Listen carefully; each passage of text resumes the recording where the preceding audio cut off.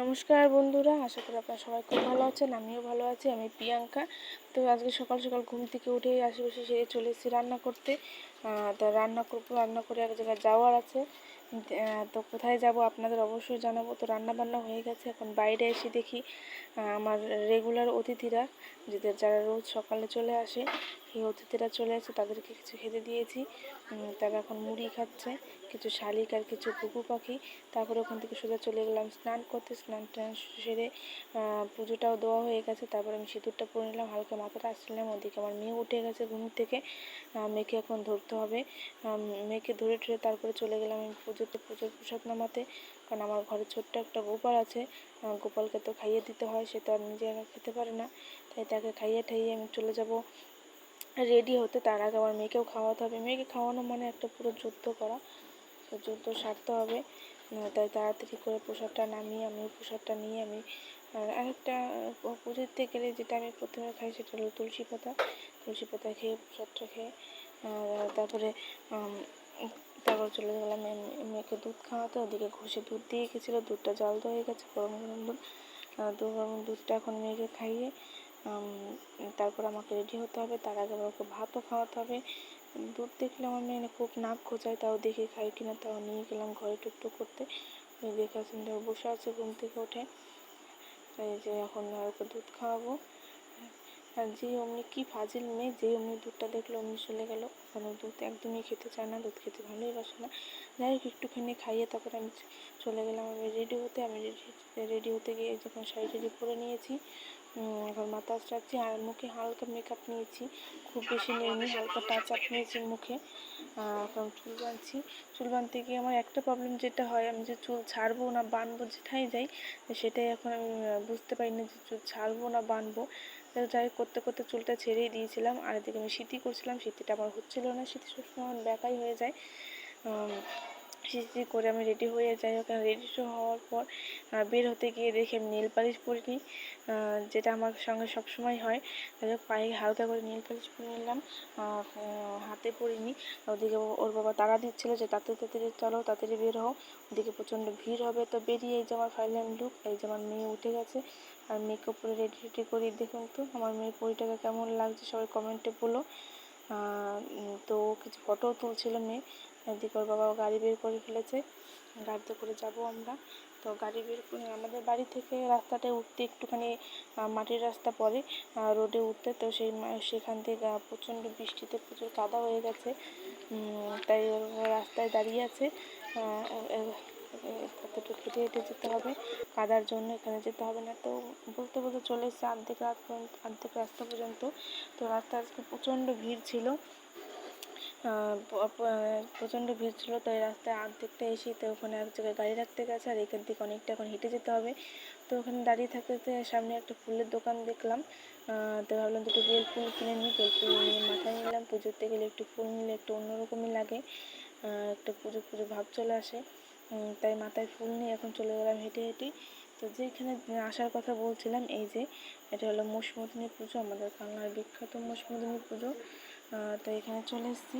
আর এটা দেখছেন কি মেলা, প্রচণ্ড মেলা। আর দিনের বেলায় এত প্রচণ্ড যে ভিড়, আর এত দোকান, কানের দুল, এত দেখলে মনে হয় সমস্ত দোকান লুট করে নিয়ে যায়, কিন্তু না, যে কোনো একটাই নিতে হবে।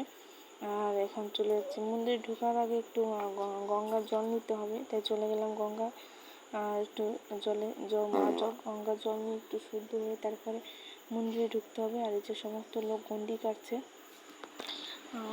তো এখন আমি চলে গেলাম গঙ্গার কাছে একটু জল নিয়ে তারপর যাবো মন্দিরে। রাজাতে চলে গেলাম। ওই যে গঙ্গার দূরে যে বোটটা দেখছেন, ওটা হলো সেফটির জন্য, কেউ যদি ডুবে যায় বা দূরে চলে যায় তার জন্য। আর এই যে সুতোটা দিয়ে ঘেরানো রয়েছে, এটা হলো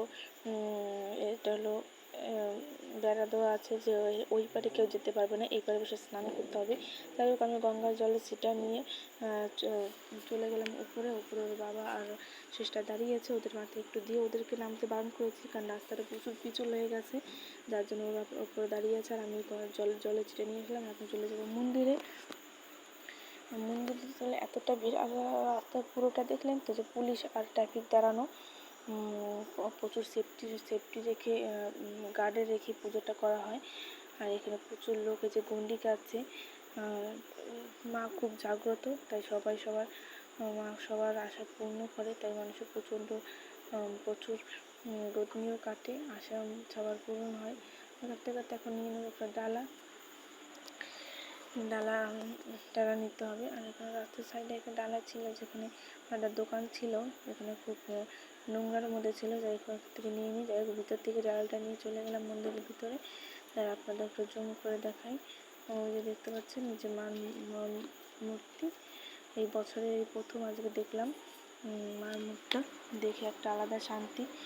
ডালা নিয়ে এখন ঘুরতে ঘুরতে চলে গেলাম ভেতরে গিয়ে দেখি প্রচণ্ড লাইন, যে আমার দিতে যেতে সারাদিন লেগে যাবে। যাই হোক কাউকে বলে ভেতরে ঢুকে, যে আমার ছোটো বাচ্চা আছে, ভেতরে ঢুকে যাই হোক কষ্ট পুজো দিতে ঢুকলাম। আর ভিতরে ক্যামেরা বারণ ছিল, ক্যামেরা ধরা যাবে না, কোনো ফটো তোলা যাবে না। তাও সবাই লুকিয়ে তুলছিল, আমিও দুই একটা তুলেছি। দুইটা তুলে যাই হোক পুজো টুজো দিয়ে মার আশীর্বাদ নিয়ে, মার কাছে শুধু এটুকুই কামনা, মা সবাইকে সুস্থ রেখো, ভালো রেখো, যে যা কামনা করে মনস্কামনা সবাই পূর্ণ করো, সমস্ত পিতামাতাকে সুস্থ রেখো, আর সমস্ত সন্তানদেরও সুস্থ রেখো, আর তুমিও ভালো থাকো মা, সামনের বছর আবার দেখা হবে তোমার সাথে। যাই হোক পূজা টুজা দিয়ে বেরিয়ে পড়লাম। এখানে মেয়েকে একটু প্রসাদ দিয়ে দিলাম, ওর বাবাকেও প্রসাদ দিয়ে দিলাম, মাকে বিদায় জানিয়ে শেষবারের মতো চলে গেলাম। আর মেলা থেকে কী কিনলাম আপনাদের অবশ্যই বাড়িতে গিয়ে দেখাবো, এখানে এত ভিড়ের জন্য আর দেখাতে পারলাম না, আপনাদের বাড়িতে গিয়ে দেখাবো। যাই হোক এখন কিছু একটা খেতে হবে, কারণ সকালবেলা আমিও না খেয়েছি, ওর বাবাও না খেয়েছে, তাই ভেতরে বেরোচ্ছিলাম, আর কেমন জানি বেরোতে ইচ্ছে করছিল না, কোনো যখন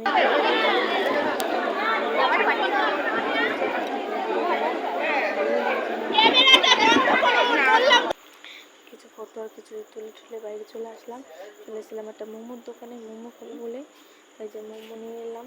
আর আমাকে রেখে যাই না, মেয়ে আর ওর বাবা কোথায় চলে গেল, আমাকে বললো খেতে, তাই আমি এখানে খাওয়া শুরু করে দিলাম। মোমোটা খেয়ে চলে গেলাম বাড়িতে গিয়ে দেখাচ্ছি আপনাদের পরেরটু।